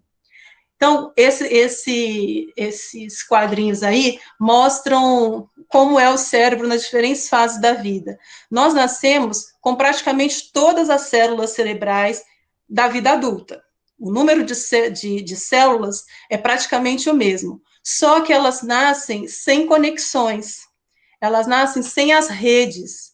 E aí, a partir dos estímulos, é que esses neurônios, a partir dos seus detritos, vão liberar hormônio, né? Então, vai ser uma conexão tanto química como elétrica, né? Impulsos elétricos, que vai fazendo as redes, vai fazendo uma célula se ligar na outra e fortalecer essas comunicações. Então, o cérebro de uma criança de 2 anos, ele é muito parecido com o de um adulto feito. Não é incrível isso? Tem um neurocientista que ele fala, se vier um extraterrestre na Terra e observar o cérebro de uma criança de 2 anos, ele vai conseguir ver o cérebro do ser humano. o cérebro da criança aos 2 anos tem uma quantidade de redes formadas que vai ser a que a gente vai precisar para o resto da vida. O que vai acontecer é um fortalecimento das redes e uma poda neural. Por quê? Antes dos 2 anos, a atividade mental ela é impressionante, é uma velocidade incrível. São mais de 200 sinapses por minuto. Né? Então, tem umas imagens que os neurocientistas fazem que parece uma rave, né? Vocês já viram o cérebro do bebê? São as explosões químicas e energéticas ali que estão acontecendo nessas conexões. Ele está aprendendo, está vendo tudo pela primeira vez. Vocês imaginam isso, gente? O que é ver as coisas pela primeira vez? Primeira vez que você vê um cachorro, a primeira vez que você vê um gato, a primeira vez que você come uma comida, o cérebro explodindo em conexões, né? Só que as redes ainda são muito frágeis, então o cérebro ainda está se organizando, onde é que vai ser o armazenamento sensorial, onde vai ser o armazenamento das emoções. Então, né, é muito importante até os 2 anos que a criança se sinta muito amada, muito protegida, muito segura, porque vai fazer com que ela saia dessa parte aqui do cérebro primitivo e construa estruturas mentais superiores que permitem ela entender os sentimentos, que ela reaja, que ela saiba que ela não precisa chorar, espernear para conseguir as coisas, que ela pode falar, que ela pode pedir, que ela pode negociar, e isso só estruturas superiores, né? Que é um fortalecimento já dessas redes, que só vão acontecer se ela for estimulada, tiver um ambiente onde ela possa fazer isso.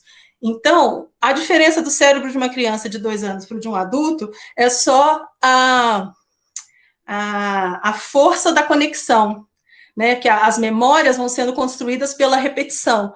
Então, esse cérebro está potente, né, latente, incrível aos 2 anos. E aí, à medida que ela vai crescendo, algumas memórias vão ficando para trás, porque não fazem mais sentido, por exemplo, sugar o peito da mãe pode ir ficando para trás, né? Vão ficando algumas coisas nessa poda neural e outras vão se fortalecendo com as suas memórias, os seus aprendizados.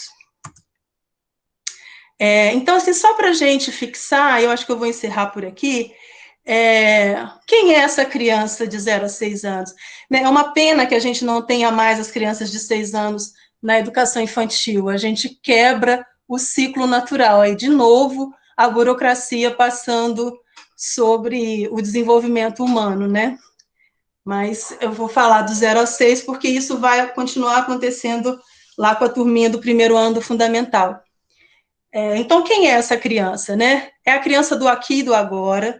Elas têm ainda uma noção de tempo muito precária, então elas estão felizes e estão tristes agora. Passou 1 minuto, aquilo já foi, já passou, né? Então, é muito importante que a vivência seja intensa no aqui e agora, né? Que os abraços sejam intensos aqui e agora, que as conexões humanas sejam importantes aqui e agora, que as experiências sejam aqui e agora, né? Isso é muito importante, ela é esse sujeito do hoje, do presente, né?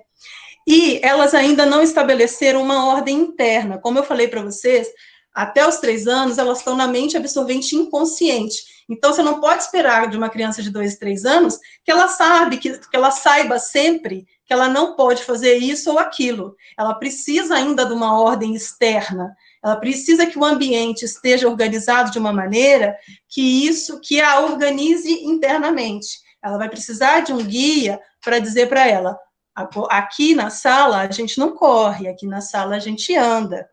A gente não, né? Então, ir apresentando para ela recorrentemente a organização daquele ambiente. Então, ela não tem uma organização interna ainda, ela ainda precisa dessa organização externa, tá? É um explorador sensorial nato, ela precisa. Então, a Montessori dizia, né, nunca se deve dar, para as crianças de 0 a 6 anos, você nunca deve dar mais alimento para a mente do que para as mãos. A mão é o instrumento da mente. Tudo vai chegar no cérebro a partir das mãos, a partir da experiência sensorial. Então, qualquer conceito que você queira trabalhar, qualquer organização da rotina da sala, vai ter que ser experimentada no corpo sensorialmente. A repetição é muito importante. Então, não se preocupe de estar sempre com uma novidade, né? Tenha tempo para a criança experimentar, né? Deixem tempo. Então, você fez um trabalhinho, deixa aquilo ali na sala por bastante tempo, para ele ir lá, observar o que ele fez, como fez, faz de novo. Tipo, nossa, foi tão legal fazer, vamos fazer de novo, né? Então, permitir que a criança repita. Elas precisam disso para, de fato, aprender. E o grande objetivo psicossocial é a construção da autonomia. Ele precisa se conhecer. Então, por isso a importância do espelho na sala, a importância dele cada vez mais se tornar autônomo na sua higiene pessoal, na sua alimentação, na sua vestimenta, porque ele está construindo a si mesmo, né? Ele está construindo a personalidade dele. E o currículo precisa ser essencialmente baseado na realidade, né? Como é que a folha cai, como é que os bichinhos nascem, como é que a chuva acontece, e os planetas, né? Todas essas questões do dia a dia são muito importantes. O último, tá, pessoal? Então, nesse primeiro plano, que é o que mais interessa a gente, ele está no período de formação do indivíduo, né? Entre o nascimento e a idade de 6 anos, o homem tem certas características. O homem no sentido do ser humano, né? Ele é doce e gentil. Essa é a fase mais bela da vida. Esse primeiro período é uma preparação para o segundo. E quanto mais você pode oferecer para apoiar seu desenvolvimento, mais você estará fazendo para o segundo. E melhor será o segundo em todos os âmbitos, mentalmente, fisicamente, intelectualmente. Então, olha a nossa responsabilidade, a gente está lidando com um ser humano que está se construindo.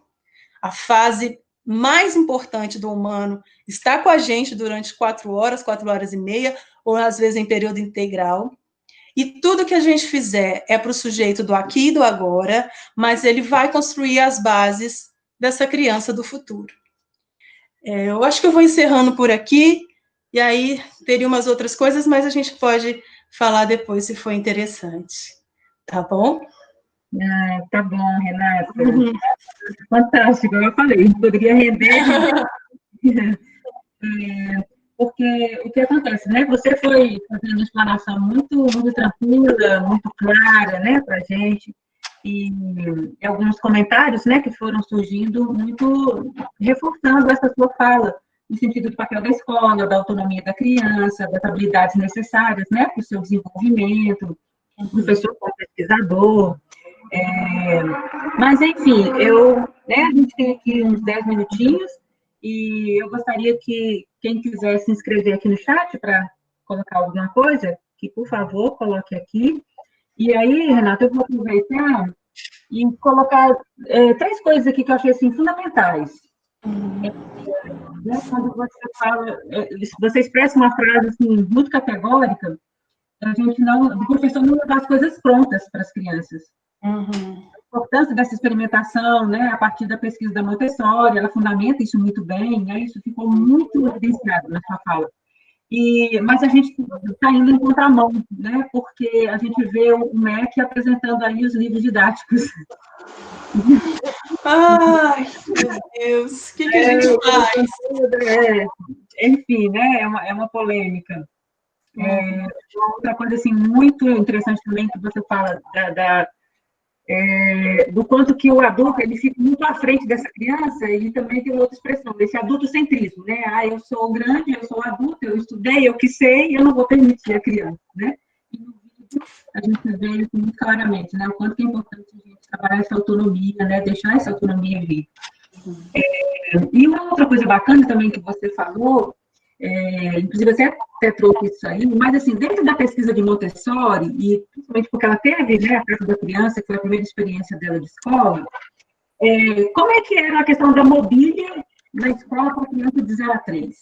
Uhum. Então, essas são as indagações. Deixa eu ver aqui as inscrições aqui. Muito bem. Nossa, só elogios. Ótima formação. Queremos continuidade, viu, Dani? Ai. Queremos o quê? Continuidade. Continuidade. Parte 2, parte 3. Vamos fazer. A Marielle também, né, falando dessa rica experiência. A Valda, né, que é uma pessoa que não é da nossa escola, parabenizando também. Gratidão pela noite especial. Nossa, gente, só faltou o lanche, né? Só faltou o lanche. Faltou o lanche. Enfim, Renata, muitos elogios, viu? Ai, que Alguma coisa pergunta, boa. pessoal? Alguma questão? Ninguém se inscreveu aqui. Mas, se você já quiser ir comentando isso que eu falei com você, Renata. Eu acho que Luciane Rodrigues colocou o nome. Lu? Ah, Lu quer falar. Tá. Desculpa, Lu, verdade. Não, primeiramente, gostaria de parabenizar a Renata, excelente palestra, né? Mas eu queria comentar uma coisa que, quando você falou sobre o cérebro da criança, que está a 1000 por hora, que tudo é novidade, imagina com um cachorro, primeira vez, né? Então, assim, quando nós somos crianças, tudo é novidade. E quando nós estamos adultos, nós temos que buscar as novidades, né? Então, a importância da gente buscar realmente para a gente manter essa conexão, né? As conexões trabalhando ali, né? Então, assim, as crianças são muito privilegiadas, né? Nesse ponto, né? Nós temos que aprender com elas, continuar buscando, né? Isso aí. Eu achei, isso é só isso que eu queria comentar, assim. Nossa, exatamente. Esse reencantamento pelas coisas, né? Porque para a gente um cachorro é mais um cachorro, né? Não tem nenhuma novidade nisso. Então, quando a gente tem essa sorte de trabalhar com as crianças tão pequenas, é muito importante que a gente procure compreender o processo que ela está passando, né? Então, por isso que nas salas montessorianas, a Paula estava perguntando como é que é a turma de 0 a 3, as professoras ficam sentadas no chão o tempo todo. Não há mesa, não há cadeira, né? Eu posso tentar achar aqui imagens, não sei como é que eu vou fazer para projetar, porque ela precisa ver o mundo na altura que a criança vê. Tem um fotógrafo que fez um ensaio incrível, ele deu a máquina dele na mão do filho dele, que tem 2 anos e meio, eu acho, e ele tirou foto só da perna das pessoas, que é o que ele vê, né? Embaixo da mesa, a perna, embaixo dos móveis, porque assim, quando o ambiente não é preparado, o que a criança vê é isso, é pedaço de coisas, né? E isso é muito frustrante para ele. Então, na educação infantil, sobretudo de 0 a 3, tudo tem que estar na altura do que ele consegue ver. Então, o professor, ele desce do pedestal e ele senta junto com essa criança e ele vai fazer tudo no chão, junto com elas, né? E aí e isso é muito importante, você se reencantar com esse processo, né, de ver as coisas pela primeira vez. Tem um material montessoriano que é muito impressionante o tempo que as crianças gastam nele. É uma caixinha que tem um buraquinho e um espaço para a bolinha correr. E aí você dá essa bolinha na mão da criança, ela passa no buraco, a bolinha sai. Aí ela se encanta, aí ela pega a bolinha de novo, joga no buraco, a bolinha sai. E elas ficam 20 minutos, 30 minutos brincando com aquele objeto. E isso é de uma fascinação para ela, porque ela quer entender o mecanismo daquilo, né? E muitas vezes na correria, na burocracia da vida, a gente atropela essa criança. Fala, mas você tem tempo demais com esse negócio, está ficando esquisito isso, né? Porque a gente desconhece o processo, né? Então, o convite é sempre esse, né, que Montessori faz para os professores, observem a criança, e vai organizando a sua sala a partir das demandas deles, sabe? O que eles estão te dizendo que eles gostam? O que traz prazer? O que anima? O que motiva? Né? E aí você começa a organizar e se encantar por isso que encanta eles, né? Por isso que a ideia do professor pesquisador, ela falava que a gente sempre deve encarar a educação como uma ciência. E o professor, ele não é um dador de aula, não é um prestador de serviço, ele é um pesquisador o tempo todo, né? Ele precisa. Então, ela produziu o próprio mobiliário, né? Ela produziu o próprio material pedagógico, porque ela observou as crianças e viu o que necessitava, o que era interessante para elas, né? E ela falava: isso foi o que eu observei. E você? Você observa o quê? O que você vai levar para a sua sala? Né? Então, o excesso de estímulos é um problema, porque a criança acaba não focando em nada. Né? Então, você deixar poucos objetos, mas de muita potência de experimentação. Então, essas questões, elas têm que perpassar o dia a dia, né?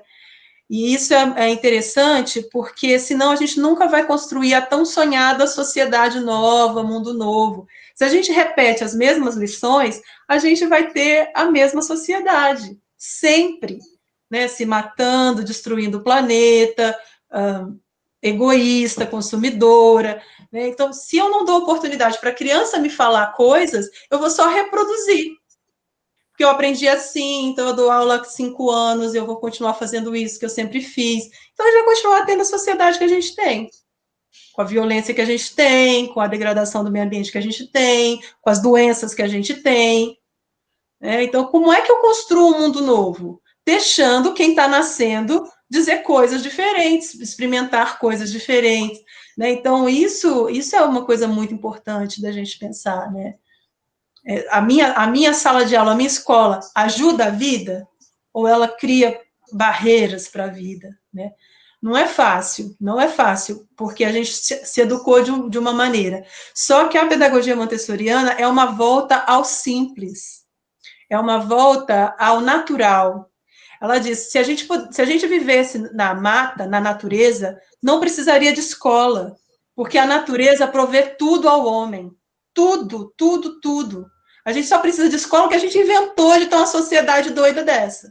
Mas não precisava.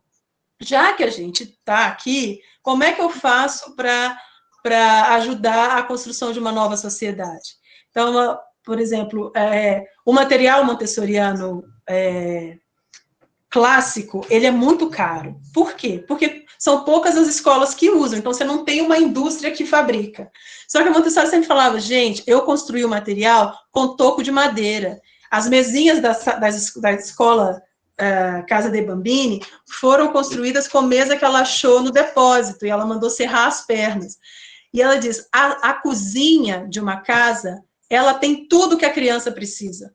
As panelas, os tupperware, as conchas, isso é material pedagógico. Não precisa de nada além disso. Né? A natureza já tem tudo que a criança precisa. Então, assim, é um convite da volta ao simples. É você fazer uso do conhecimento científico para o retorno ao simples. Mais calma, menos velocidade.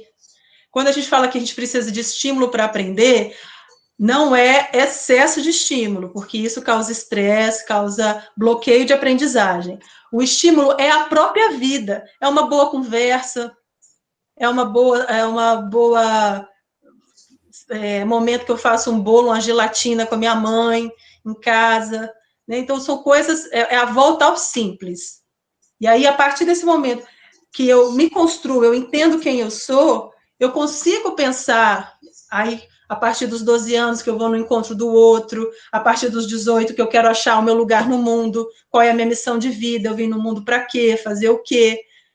Mas eu só vou estar pronta e madura aos 18 anos se eu tive boas experiências anteriormente. Tem uma tabelinha com tarefas que as crianças podem fazer, que se vocês quiserem, vocês podem até mandar para os pais. Deixa eu ver se eu consigo exibir aqui de novo. Eu não sei se eu respondi.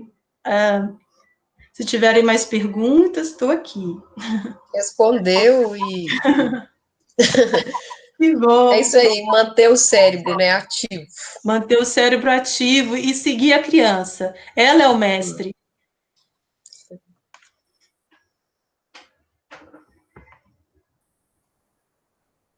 Então, as tarefas domésticas, na escola montessoriana, tem uma área do conhecimento que chama vida prática, que é trazer a casa para dentro da escola. Então, tem mesinha para ela aprender a pôr. Então, tem uns vídeos encantadores, depois eu posso colocar os links aqui para vocês verem, que são lições da escola montessoriana, saber botar a mesa para os colegas, você colocar seu joguinho americano com seu pratinho, seu copinho, servir os colegas, graça e cortesia. é um tema de estudo da escola montessoriana.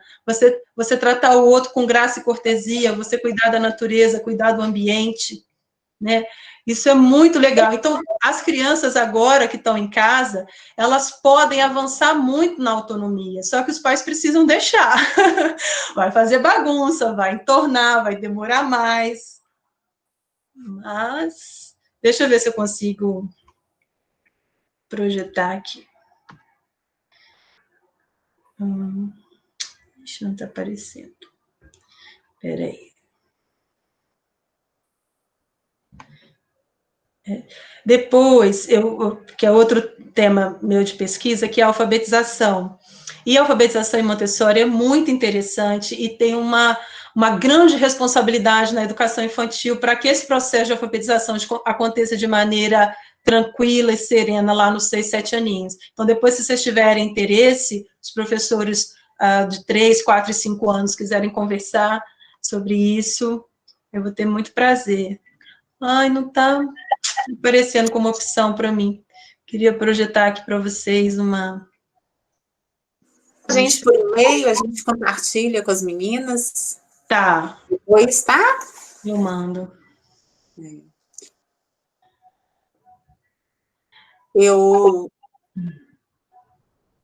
Mais alguém gostaria de falar? Antes da Val falar, eu queria falar. Orlânia, lindeza. Bom demais te ver aí, Orlânia. Vamos lá. Só antes da Orlânia falar, tem um pessoal que não é da EMEI. Então, deixa o e-mail registrado de vocês aqui no chat para a gente poder encaminhar o material para vocês também, tá? É só colocar o e-mail aqui no chat que a gente recupera. Pode falar, Orlânia. Então, Renata, é um prazer enorme ouvir você. Eu não paro de falar, já comentei isso com a Daniela.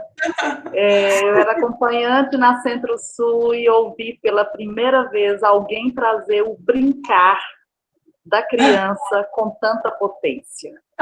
E de lá para cá, Renata, eu nunca mais parei de estudar o brincar, a cultura da infância. Eu leio diariamente por sua causa. Eu precisava dizer isso para você, porque tudo que eu ouvia sobre o brincar era o brincar lúdico, mas aquele brincar muito superficial. E você trouxe o brincar como coisa séria. Eu lembro dessa frase, brincar é coisa séria. E aí você trouxe os teóricos, você fez dinâmica de como a criança ressignifica os objetos. E nós fizemos, nós participamos. Nós pegamos e transformamos cadeiras em carrinhos, transformamos cabo de vassoura em cavalo, chuveiro, microfone. E foi maravilhoso, assim. E aí, de lá para cá, quando eu posso, eu procuro alguma coisa sua. E vem lendo muito Manuel de Barros, que eu acho que quando você fala de voltar ao simples, você está dizendo de voltar à Gênese. Isso. É de voltar àquilo que é essencial para o ser humano, que nós estamos perdendo, a sociedade está distanciando cada vez mais. Então, a sua fala me fez agora encontrar outras pessoas também que defendem, o Manuel de Barros, o Ailton Krenak, e a questão de não ter pressa, o Mia Couto. E aí eu falo, gente, é isso, eu estou no caminho certo. Né? E assim, quando eu vi o link, eu falei, agora, eu tinha acabado de sair de um webinar com a Raquel Franzin, que ela falou para a gente hoje, né? Que legal. Sobre a cultura da infância também. E aí eu falei, não posso perder de ver, porque presencial a gente nunca tem tempo, né? Eu falei, agora é oportunidade. E olha, gente, é um prazer enorme de estar com esse grupo maravilhoso, 50 pessoas, que coisa boa. Parabéns, Valquíria, Daniela, todos, né, que estão presentes. Que presente, né, nessa semana tão maravilhosa, que é a Semana da infância. Ó, gratidão. Ai, Orlânia, nossa senhora, que coisa mais linda, nossa, muito, muito, muito obrigada. É muito engraçado, toda vez, antes de eu começar a falar, eu faço uma conversa com o meu cérebro e penso assim, me ajuda a falar coisas que vão ser importantes para as pessoas, porque vocês são pessoas tão interessantes, tão inteligentes, estão ouvindo tanta coisa bacana, têm experiência de vida, têm experiência de escola, e sentar aqui numa terça-feira para chover no molhado, eu fico morrendo de medo. Então, toda vez que eu vou falar assim, tomara que eu toque alguém, que eu diga, acrescente, né, alguma coisa, uma cerejinha ali no Sunday, porque, né, é isso, é a troca, né, coisas que eu também falo de coisas, por ouvir pessoas que me inspiram, por ler coisas que me inspiram. E eu acho que isso é que é a potência, sabe? Não é a competição, não é qual é a escola melhor, quem é que alfabetiza antes, quem é que, sabe? São outras coisas que as crianças estão precisando. Elas estão precisando de afeto, elas estão precisando de tempo, elas estão precisando de brincar, elas estão precisando de menos brinquedo, menos plástico, né? E mais lama, mais graveto, mais terra. Né, aquele projeto lindo que vocês fizeram do quintal, dos elementos, né, diz que a criança está precisando, né, de mais materiais naturais, né, lidar com o algodão, objetos de madeira, objetos de metal. Né? Oi? Sementes. Então, é disso que a infância precisa, assim, né? Tudo que elas precisam tem na casa delas, tudo. Os pais não precisam comprar nenhum material pedagógico, nenhum livro didático, Val do céu. Vamos fazer uma fogueira? Te pega o livro e fala, fizemos uma ótima... Utilizamos o livro, vamos assar marshmallows na fogueira dos livros. Gente, é um retrocesso, é um grau de absurdo que a gente está chegando, que é impressionante, né? E a coisa das telas, né? Então, assim, não condeno, não acho um absurdo, mas eu acho que são coisas para a gente pensar, né? A tela, ela rouba o tempo da criatividade. É só no vazio que eu consigo criar. Se o meu tempo está todo preenchido de imagem, de som, de música, de coisas, eu não tenho tempo nem de ser. Do que eu gosto? Como é que eu posso criar? Né? Que brinquedos, que objetos eu posso ressignificar se já está tudo pronto, né? Então, eu já tenho a fantasia completa da Frozen, com a varinha, com todos os bichinhos, a coleção completa. Onde é que cabe a criatividade? Eu vejo o filme, eu ouço a música, eu tenho a fantasia, eu tenho os objetos. Pronto, preencheu tudo, né? Agora, vamos fazer uma fantasia da Frozen? Né? Vamos criar um Olaf num lugar que não tem neve, né? Ao invés de eu... Então, assim, de deixar lacunas, deixa espaço. Não precisa preencher o tempo da criança todo. Deixa elas conversarem, deixa elas circularem na sala, né? Às vezes a gente tem muito essa tensão de, meu Deus, o que eu preparei hoje para a turma? A coordenadora vai vir ver, a turma está toda misturada aqui, sem uma atividade. Será que ela vai achar ruim, né? Diga com segurança, não, eu tô observando as minhas crianças, elas estão criando, né? Deixa elas entrarem na sala sem nenhuma proposta, né? Deixa elas circularem, pensar, deixa elas te perguntarem, né? Então, criar outras dinâmicas onde a novidade possa aparecer. Né? Quando isso é bem alimentado na criança, ela chega no ensino fundamental com muita vontade de aprender, de ler, de conhecer. Agora, se a gente cria uma educação infantil massacrante, muito cheia de coisas, ela chega cansada no ensino fundamental. Ela fala, ai, mais escola não, né? E aí, então, assim, o compromisso com a infância, né? O nosso compromisso não é com o currículo, com a burocracia, nosso compromisso é com a infância, com a criança do aqui e agora, que vai ser a construtora de uma nova sociedade, né? Se a gente não permitir que ela viva coisas novas, que ela volte para a essência, muito bem lembrado, né, tudo que o Ailton Krenak tem falado, né? Para que isso tudo, né? Que esse tanto de objeto, de coisa, está levando a gente para onde? E a gente vai educar as crianças com quais valores, né? Quais são os valores que a gente está transmitindo? Então, essas coisas são coisas importantes da gente pensar.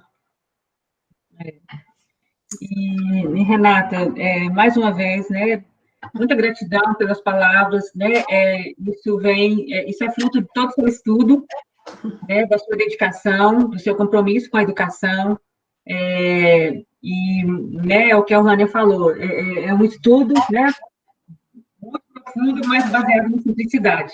Então, a gente fica muito feliz porque em Heliópolis também, com a proposta dos nossos seminários, a gente vem cada ano tentando cada vez mais voltar para esse lugar da simplicidade. Né? A gente, inclusive agora com a questão das tecnologias, por causa, né, da distância, não do ensino à distância, mas das interações à distância, mas, assim, nós temos percebido o quanto nós estamos fazendo ao nosso modo, de maneira muito caseira, as professoras, elas mesmas fazendo os vídeos, proporcionando as brincadeiras, apresentando a casa, parece o marido, a filha, a vizinha, então a gente está assim. Nós estamos muito felizes, né, com a nossa equipe de professoras que estão fazendo aquilo que, de fato, é próprio delas, do que está acontecendo hoje, está cada um na sua casa. É isso aí. E fortalecimento do vínculo, né, dos laços, isso é o mais importante, né, de dizer o nome da criança. Oi, aqui é a professora tal. Como que você está, Mariana? Estou com saudade de você, Pedro, né? Então, essas coisas, assim, têm um peso enorme. A pessoa falou comigo, falou meu nome, né? Minha filha tem 7 anos e, às vezes, quando ela entra nas atividades ao vivo, né? Quando a pessoa fala assim, e você, Letícia Bergo? Né? Tipo, né? Meu nome. E ela já está com 7, imagina isso para os menores, né? Então, gravar um áudio, né, para aquela criança, para aquela família. Então, assim, são coisas simples que têm uma importância enorme. E, assim, a gente tem que entender que é uma geração que está ligada nas telas. Então, não adianta também a gente querer ter uma vida tribal que não vai rolar. Então, é tentar equilibrar as coisas.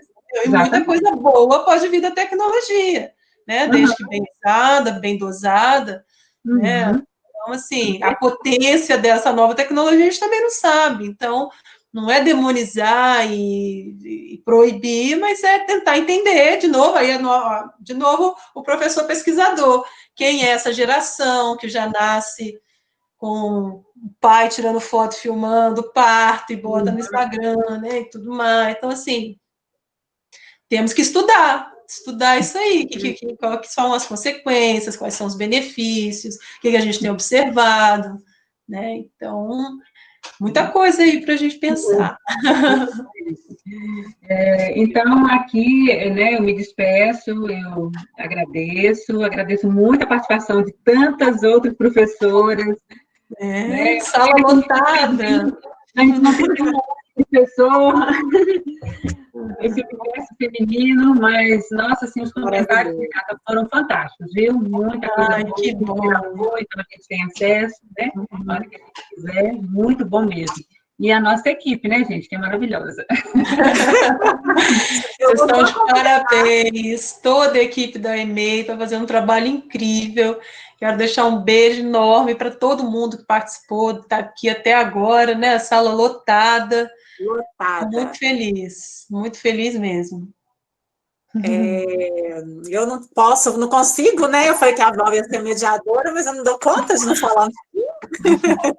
É do orgulho enorme, né? Porque a gente eu fui lendo o chat aqui, Renata, e muitos elogios ao seu trabalho e ao trabalho da EMEI, né? Ao trabalho da equipe da EMEI. Então, eu gostaria de agradecer muitas pessoas que vieram de fora, né? Que não são da nossa equipe, colocaram palavras tão carinhosas para a gente. A gente tenta fazer, né, o trabalho da melhor qualidade possível.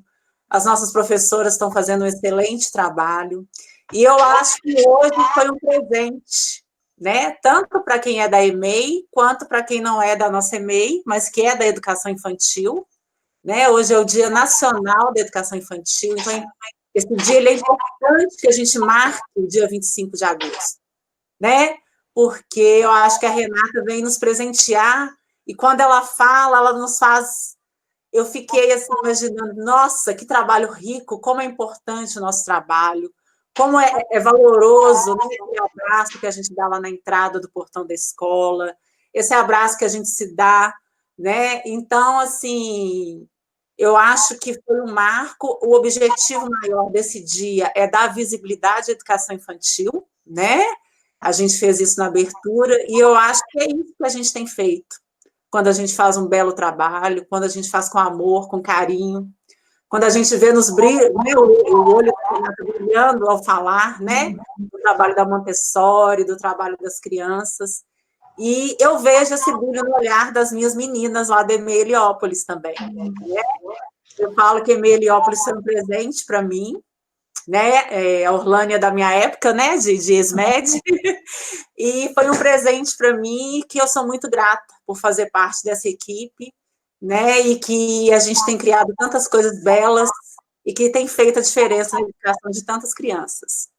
Então, Renata, eu agradeço muito, né, você está aí de longe, trazendo experiências para a gente, em nome da direção da escola, né, você está disponível aí, e com tanta, eu falo que com tanta entrega, né, eu acho que quando a Val me deu o retorno da conversa de vocês, né, que ela falou da sua entrega, da sua vontade, e da satisfação do grupo, quando ficou sabendo que era você que ia falar. Então, isso é muito legal também, né? Já são 9 horas, as meninas falam que eu falo muito também, então eu já vou encerrando, agradecendo. A Semana da Infância está só começando, né? Vem muita coisa por aí. Nossa escola está bombando. É um convite para quem não é da nossa escola, está visitando o nosso Instagram, o nosso Facebook, está cheio de ideias, está cheio de coisa bacana. E Renata, sempre bem-vinda na nossa escola, né, Val? Então, terão outras conversas, outros momentos aí. Boa noite, gente. E vamos sonhar com coisa que a gente escutou, né? Boa noite. Obrigada. Parabéns pelas atividades que vocês têm feito. Estou encantada com os vídeos, né? As produções que vocês estão fazendo, tá? A coisa mais linda do mundo. Parabéns, gente. Vai me mandando tudo, eu vou colecionando aqui. Vocês já são maravilhosos, excelentes profissionais. Beijo. Tchau, gente. Beijo.